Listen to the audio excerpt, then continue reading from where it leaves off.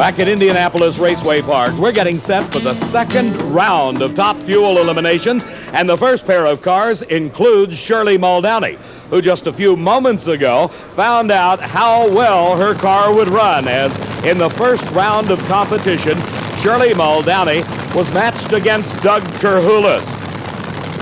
Kerhulis, out of Bakersfield, California, is a rapidly rising star in the field of Top Fuel Eliminator, but he took on the defending champ in round number one.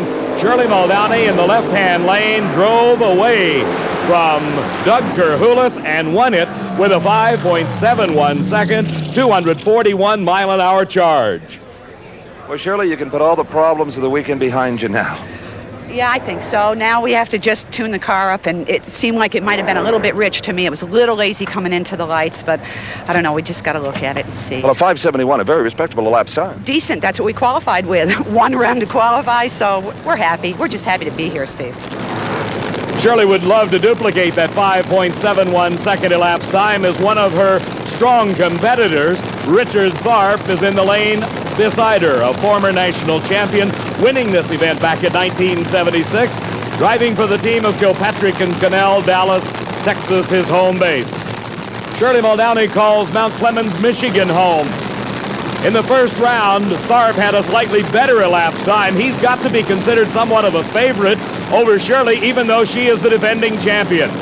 Concentrating on the starting line, both cars leave together, and something goes wrong with Shirley's car, and it's an easy run for Richard Tharp. He doesn't back off too much, though. He runs a 5.73 elapsed time, while Shirley just coasts through the timing traps at the end of the quarter-mile racing surface.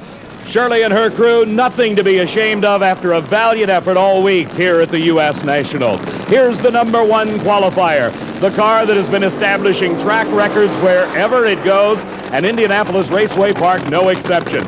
The man currently leading the points chase, Gary Beck, and here's the man that is number two in the World Championship points chase. This is Jody Smart from San Antonio, Texas.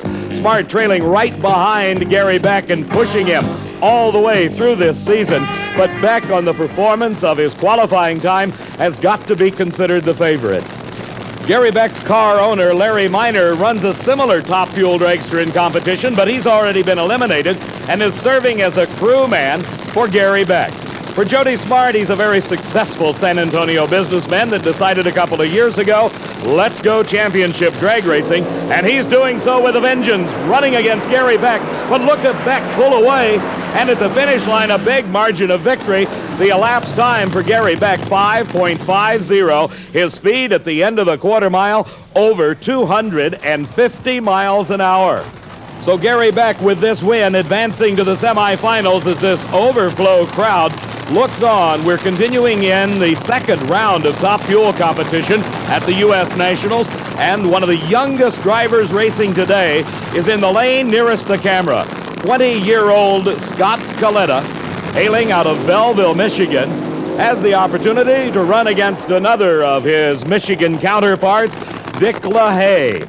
Steve Evans has had a chance to catch up with Gary Beck. You may be looking at the new world champion here before the season's out. A 5.50, Gary, a little bit quicker even than your qualifying run. Really, it's good. The car seems to be hanging right in there, and the whole crew, Larry Miner, Dick Veenstra, Bill Walters, Terry Caldwell, they all got this thing just to fly in, you know. And of course, Bernie Federley's got the crew chief. He's just got her dialed in real good for us this weekend. Well, the mission of getting Jody and Shirley out early has been accomplished. Now you got to win this race. Yeah, it is. Joe Amato's going to be coming up here, you know, and Richard Tharp's doing very well. It's a tough race here, but this is the National. It's always tough. Gary knows how tough this Nationals field can be, as he won this event two times before, back-to-back, in 1972 and 1973. On the starting line, young Scott Kalitta is getting set for his second round race. Kalitta, 20 years old, is the son of longtime drag racer Connie Kalitta. He hails from Belleville, Michigan. While Lansing, Michigan is not far away, Dick LaHaie, a strong competitor and a good friend of the Kalittas. But here on the starting line, LaHaie figures it's my race to win, and Kalitta says, I'm going to try to stop you. Both cars with their nitro-burning race engines capable of putting out over 2,500 horsepower can cover a quarter mile in well less than 6 seconds at speeds over 250 miles an hour. a great deal of concentration has to be used at the starting line because an advantage there can turn into a distinct win at the finish line. Scott Kalitta off ahead of Dick LaHaie, who runs into problems. And the 20-year-old Kalitta goes into the semifinals with a fine 5.73. His speed over 241 miles an hour. LaHaie just coasting to a stop as he had problems right off the starting line. The next pair of cars, their engines running, coming out of the water, is Gene Snow doing the burnout that every car in competition performs. His competition, Joe Amato. Down at the far end of the racetrack, our most recent winner has had a chance to come to a stop. Let's go down to Scott Kalitta. 20-year-old Scott Kalitta doing this well at the U.S. Nationals has got to be a dream come true, man. You're going into the third round. I'm telling you, it's nice. You know, I owe it to Dad. How'd the car feel to you? Yeah, it's a lot better. The lane got it to hook up this time, and it shook a little bit, but we played with the gear ratio a little bit, so I think now we can make some more power with it now it's hooking up. And one thing you're doing this weekend where you've had problems is keeping the motor together. It's not oiling, you're not breaking apart. Scott Kalitta trying to keep all the secrets there in the Kalitta camp. One of the rising new stars of championship drag racing, 20-year-old Scott Kalitta, now in the semifinals. This is an established star with his lovely wife Jerry helping him back up, is Joe Amato, winner of 3 Top Fuel Championship races thus far this season. Amato would love to add the U.S. Nationals to his credit. From Old Forge, Pennsylvania, a former alcohol racer moving into the nitro ranks. Racing against him from Fort Worth, Texas, the fabulous snowman, Gene Snow. Longtime drag racer, used to run the funny cars, the Snowman series of cars. Dropped out for a couple of years, formed his own business, an oil company, and got one of the best Top Fuel dragsters going. He calls it the Black Gold Special. Joe Amato in the far lane. In the near lane, a red light for Gene Snow, and he is out of competition. Joe Amato doesn't take it easy. He runs 5.64. He could have backed off early as Gene Snow red-lighted. That indicates he left the starting line too soon, and he lost. Gary Beck against Scott Kalitta. Joe Amato against Richard Tharp. That's the Top Fuel semifinals at the U.S. Nationals.